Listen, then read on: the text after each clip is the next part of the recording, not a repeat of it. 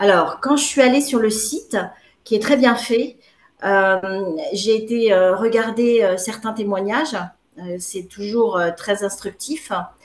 J'ai eu aussi un entretien avec Marie, une autre praticienne qui a été vraiment très compréhensive.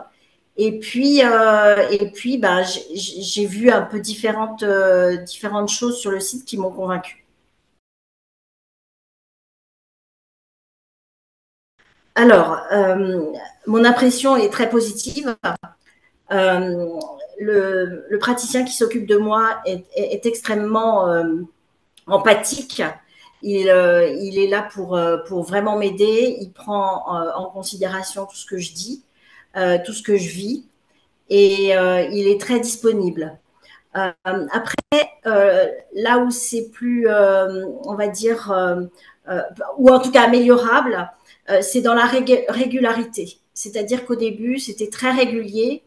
Et là, on a, bon, après, pour des problèmes d'agenda, hein, c'est pas du tout forcément de sa faute, mais c'est moins, c'est plus espacé. Donc, du coup, il y a plus de travail de ma part. Mais quelque part, c'est pas forcément négatif.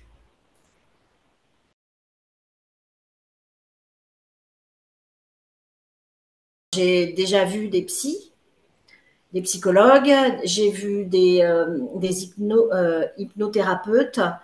Il y a quelque chose qui m'a beaucoup aidé à une époque, comme je suis dépendante depuis 2014. En 2017-2018, j'ai fait de l'art-thérapie, qui a été une première étape dans mon sevrage et qui m'a permis véritablement de franchir un palier. Donc après, c'est là où j'ai eu mes périodes d'abstinence vraiment importantes. Et puis les événements pardon, de la vie font que c'est difficile parfois. Donc voilà, art thérapie, psychologue, et puis des techniques, hein, des techniques comme le FT, comme voilà l'hypnose, etc.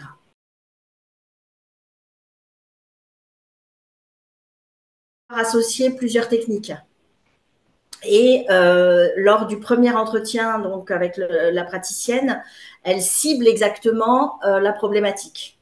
Et en fonction de ça, la personne qui va s'occuper de moi ou du consultant va pouvoir véritablement jongler, j'ai envie de dire, avec les techniques en fonction du moment où ça se passe. Et ça, c'est très intéressant parce que c'est une combinaison en fait. Ce qui est vraiment intéressant aussi dans la méthode, c'est que on, on, le praticien dit il ne faut pas se fâcher avec l'addiction, pardon, avec son addiction. Et ça, c'est clé parce que ça enlève une énorme culpabilité.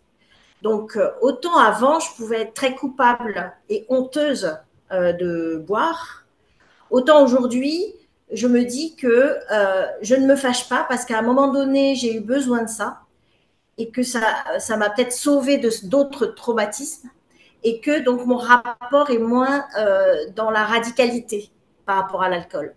Voilà. Mais pour autant, ça reste quand même quelque chose qu'il faut que j'élimine. Mais voilà, c'est un peu la différence.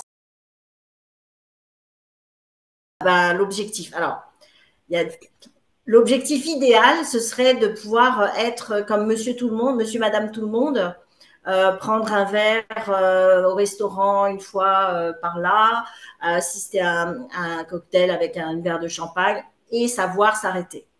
Mais ça, c'est l'hypothèse. Après, je sais que je peux arrêter puisque j'ai période d'abstinence. Vraiment, idéalement, je pense que, en tout cas pour moi, ce serait zéro alcool.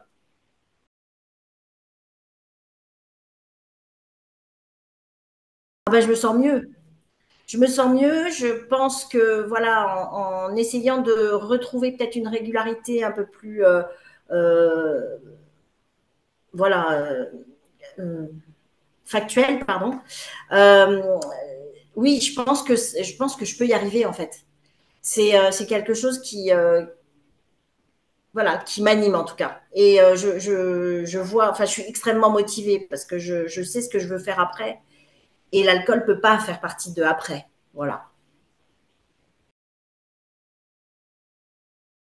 Alors, je dirais efficacité, pragmatisme, parce que c'est très concret, et, et aussi bienveillance.